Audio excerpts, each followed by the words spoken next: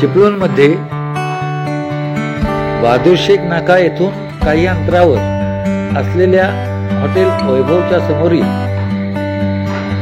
उडान पूल कोसळून 4 जण जखमी झाले आहेत. सदरची घटना ही आज शुक्रवारी सायंकाळी घडली असून सुदैवाने कोणतीही जीवितहानी झालेली नाही.